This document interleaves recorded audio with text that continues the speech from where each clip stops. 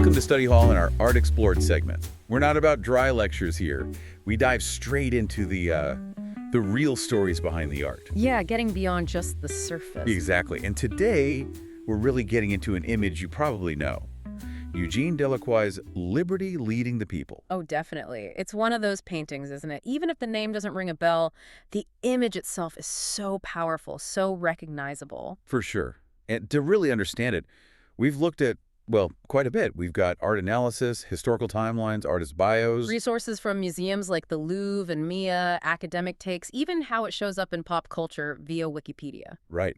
So our goal today is to really unpack it, the history behind it, the techniques Delacroix used, and the huge impact it had socially and culturally. Let's do it. It's a painting that hits you immediately. It really does, that raw energy. But to get what's really going on, we need to step back to Paris, 1830. Absolutely. This isn't some old myth Delacroix dragged up. It's a direct, almost visceral response to something very real.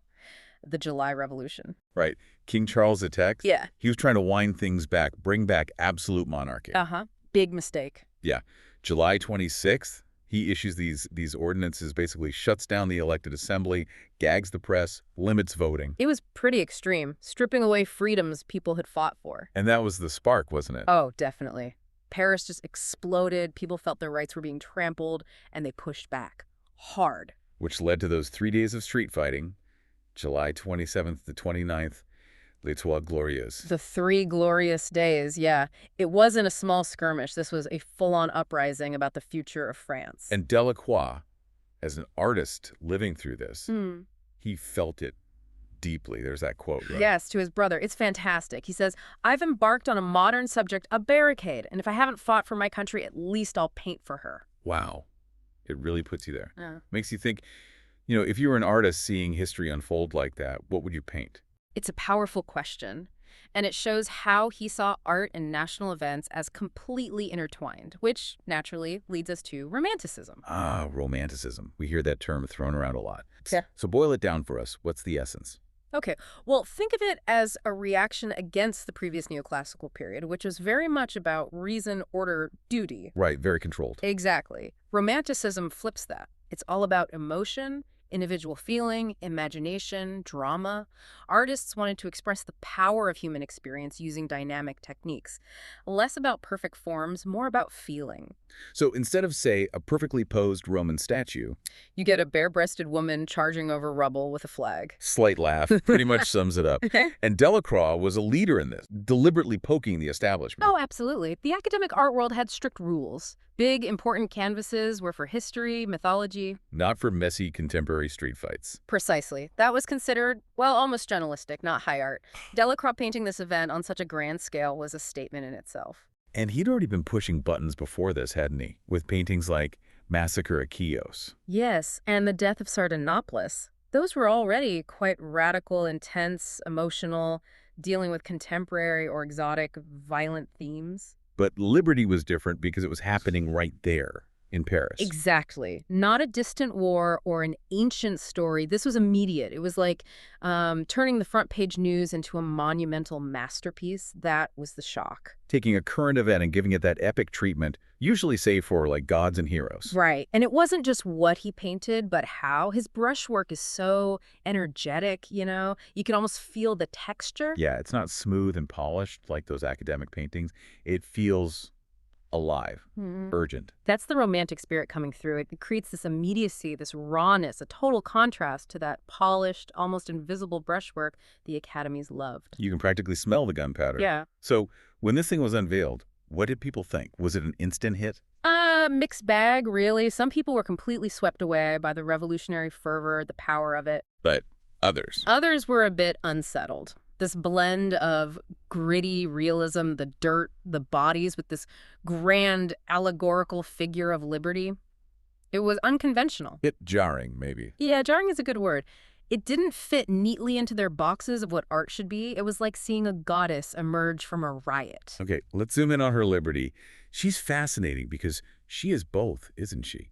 Goddess and ordinary woman. That duality is crucial. She's got that classical vibe, like a Greek Nike figure, striding forward, powerful. The yellow drapery definitely echoes classical statues. Maybe the winged victory? Yeah, I always think of the winged victory when I see her pose. that forward drive. But then, like you said, you look closer. And she's not idealized, is she? Not at all. She's described as a robust woman of the people. Barefoot, clothes are kind of torn, dirty. And famously, there was the whole controversy about the underarm hair. Exactly. Critics were shocked, but it grounds her. She's not just an abstract concept. She's a real flesh and blood fighter from 1830. Liberty, Delacroix seems to say, is earned in the thick of it. So she's this ideal, but she's also incredibly real and present. That's powerful. And the cap she's wearing, the red one. The Phrygian cap, another potent symbol. It harks back to the 1789 French Revolution, a sign of freedom, republicanism. And it had connections to freed slaves in ancient times too, right? Yes, adding another layer about liberation. It's a small detail, but packed with meaning. So Liberty herself is just loaded with symbolism, but she's surrounded by other figures. What do they tell us? They show the coalition, really. Delacroix made a point of including different social classes united in the fight. Okay, like the guy in the top hat to her left, who's he? That's the bourgeois figure. Oh. Middle class, maybe a student, educated, but look closely, his sleeves are rolled up. Ah, so he's not just watching. No, he's in the fight, getting his hands dirty. It signifies that the middle class was actively involved, not just the workers. Important point. And next to him, more working class. Definitely. The man in the white shirt, apron, sailor-style trousers. He's holding a saber. He represents the laborers, the artisans, the backbone of Paris, really. Putting their lives on the line. Yeah. And then there's the kid on the other side. He always stands out. The young boy, yeah. Could be a student, could be a street kid. Yeah. Clutching two pistols, looking fierce. He represents the youth, the energy. Exactly. The young insurgents. And many believe he was the direct inspiration for Gavroche in Victor Hugo's Les Miserables. No way. Yeah. Really. That makes him even more compelling. Doesn't it? It really drives home the point that everyone, even the very young, played a part, a real cross-section of society. Beyond the people, there are other key symbols, compositional things going on. Oh, for sure. The flag, obviously. A tricolor. Can't miss it. Liberty holds it high, leading the way. It's the symbol of France, the revolution. And notice how Delacroix repeats the red, white, and blue throughout the crowd. Ah, yeah. Tying them all together visually. It unites them under that banner. And in the background, through all the smoke. You can see Notre Dame. Right. That anchors the whole scene firmly in Paris. It connects the uprising to the city's history, its identity. It's not just any barricade, it's Paris. Gives it that sense of place. Now, the whole composition feels chaotic, but also kind of structured. That's the pyramid shape. Liberty's at the top. The fallen bodies form the wide base. It's a classical compositional trick, actually. Really, in all that dynamism. Yeah, it provides an underlying stability, helps organize the visual energy. It stops it from just being a jumble. Speaking of that base, the bodies in the foreground, they're pretty graphic. Delacroix doesn't sugarcoat the cost. These aren't heroic, idealized deaths. They're brutal, real. The man in the nightshirt especially. Yeah, like he was dragged right out of bed. It's a stark reminder. Revolution isn't glorious for everyone. There's immense sacrifice. It makes you think about the real price of liberty. It's the grim reality underpinning the triumphant charge. So Delacroix finishes this monumental, intense painting. What happens next? How does it land? Well, interestingly, the new government under Louis Philippe actually bought it in 1831. Bought this radical painting. They paid 3,000 francs. The idea was to hang it in the Palais du Luxembourg, sort of as a reminder to the new king. Of how he got there. Exactly. A reminder of the revolution that put him on the throne. Bit awkward? Maybe. I'll say, did it stay there long? Nope. By 1832, after another uprising, the June Rebellion, it was suddenly seen as too dangerous, too inflammatory. Too real, maybe. So it was taken down, quietly given back to Delacroix for a while. Its power was clearly still potent. Fascinating. How did it go from being potentially seditious to, well, this universally admired icon? It took time. As the immediate political heat died down, people started to see past the specific event. They recognized the sheer artistic power, the enduring theme of liberty. And the figure of liberty herself started to merge with Marianne, right? The symbol of the French Republic. Exactly. Even though the painting is strictly about 1830, not 1789, that image of liberty became synonymous with Marianne and the Republic itself. It became bigger than just the July Revolution. So it took on this broader symbolic meaning for France. And people interpret it in different ways even now, don't they? Oh, absolutely. Is it about the heroism of common people? Yes. Is it about the role of women in revolt? You can read that too. Class dynamics. Look at who's falling and who's still standing tall. Like the bourgeois guy seems relatively okay compared to the worker and the boy. Right. It sparks debate about who bears the risks. It makes you wonder, who do you identify with most on that barricade today? It keeps asking questions.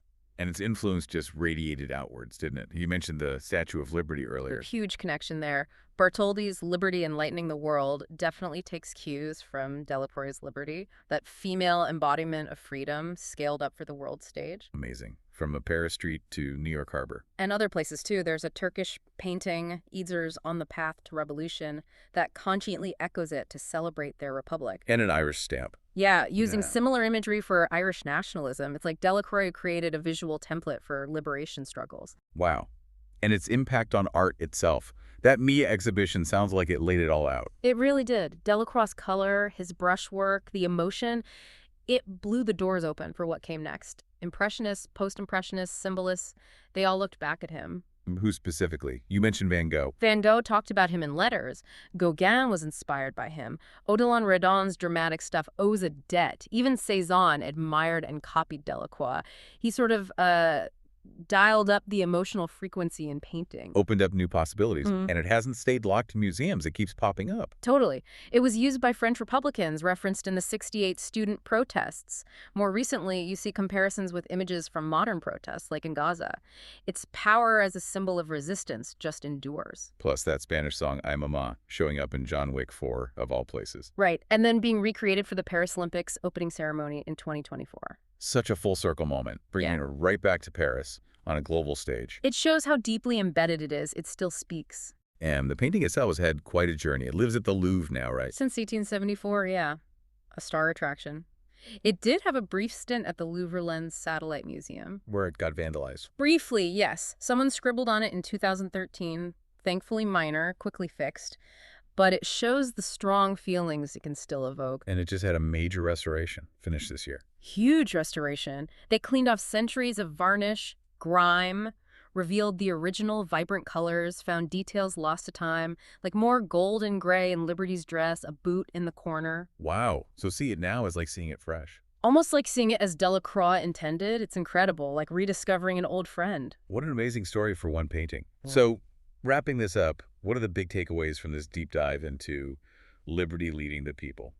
Well, first, it's this incredible mix of real history, the 1830 revolution, and powerful allegory. It elevates a specific moment into something timeless. It's pure romanticism, right? Yeah. Emotion, struggle, the power of the people. Absolutely. And its legacy is just immense. It changed art, bridging romanticism and modernism, and it remains this vital, recognizable symbol of freedom and revolution around the world. It really makes you think differently about images we see all the time. So maybe the question for you listening is, how does knowing all this backstory, the history, the artist's choices, change how you see an iconic painting like this one? Yeah, and what other familiar images out there might have equally deep stories hidden just below the surface? It definitely makes you want to look closer. Absolutely. Maybe dive into romanticism a bit more, or check out Delacroix's other work, or just explore the history behind symbols you encounter every day. There's always more to find when you start digging. You might be surprised.